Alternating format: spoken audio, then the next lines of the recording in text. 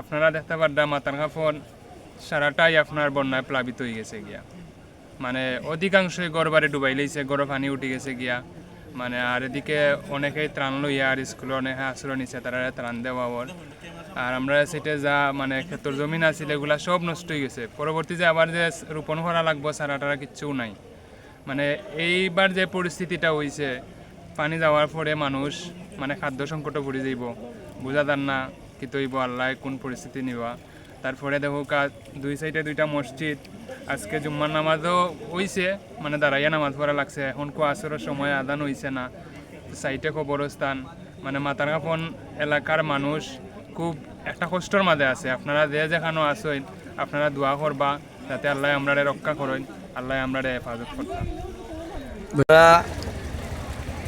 যে উদ্যোগ লইছি আমরা জেলা বিএনপির সভাপতি জননেতা জনাব নাসির রহমান, এ জেলার সাবেক সাংসদ, তার নির্দেশে তার পক্ষ থাকিয়া আমরা জাতীয়তাবাদী দলের অভিভাবক দেশনায়ক তারেক রহমানের পক্ষ থাকিয়া আমাদের মৌলভীবাজার যারা বন্যা দুর্গত এলাকার যারা পানিতে প্লাবিত হইয়া পানিবন্দী আছে তাদেরকে কিছু আমরা খাবার সামগ্রী বিতরণ করার লাগে আমরা আমার সহযোগী সহযোদ্ধা ভাইদের লইয়া আমরা আজকে মাঠে নামছি। গতকালকেও আমরা বিভিন্ন এলাকাত প্রায় 300 পরিবারের মতো আমরা খাদ্য বিতরণ করছি। আর আমরা কার্যক্রম অব্যাহত থাকবো এবং আপনারা সবাই দোয়া করবা যাতে আমরা গরিব মানুষের এবং পানিবন্দী মানুষের বিপদও পাশে দাঁড়াইতাম পারি। ধন্যবাদ। আমার ক্ষতি হয়েছে, আমার সাতকিয়ার জায়গা একবারে তলাইয়া গেছে গিয়া, এখনও প্রায় 8 ফুট পানি আছে। আর আমার পুকুরের মাছ সব চলে গেছে, প্রায় 4 লাখ টাকার মতন ওইলনে মাছ একবারে সব 3 ফাট ডুবাইয়া, পাড়ের উপরে প্রায় 4 ফুট 5 ফুট পানি, সব খালি হয়ে গেছে। আর কিছুই নাই, এখন আমার শেষ, আর কি করব।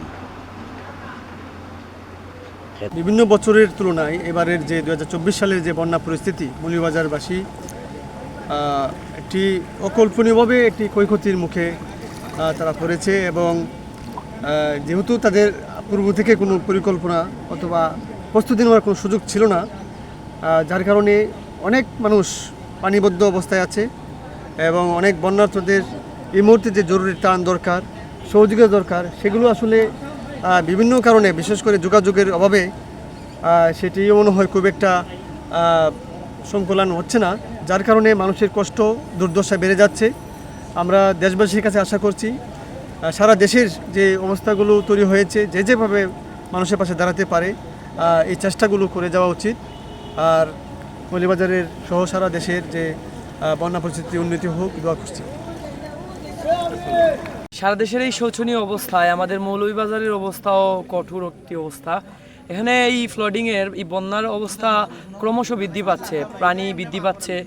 আর এই কিছু গুরুত্বপূর্ণ জায়গা যেমন পাসপোর্ট অফিস, চক্ষু হসপিটাল, এই জায়গাগুলা ক্রমশ পানি বৃদ্ধি পাচ্ছে। এই জায়গাগুলোতে এখানে স্থানীয় যারা আছে সহকর্মী স্বেচ্ছাসেবী, তারা সাহায্যের হাত বাড়িয়ে দিয়েছে। কিছু স্থানীয় বাসিন্দারা নৌকা ব্যবহার করছে মানুষদের যাতায়াতের সাহায্যের জন্য। এবং আমাদের যেই আশ্রয় কেন্দ্রগুলো রয়েছে সেখানে আমাদের স্বেচ্ছাসেবীরা আসছে এবং তাদের ত্রাণ বিতরণে আমরা ইন্সপায়ার হচ্ছি। এবং আমাদের আরও যত স্থানীয় স্বেচ্ছাসেবী ভাই আছে সবাইকে আমি আমাদের এলাকায় সাহায্যের হাত বাড়িয়ে দেওয়ার জন্য আহ্বান জানাচ্ছি।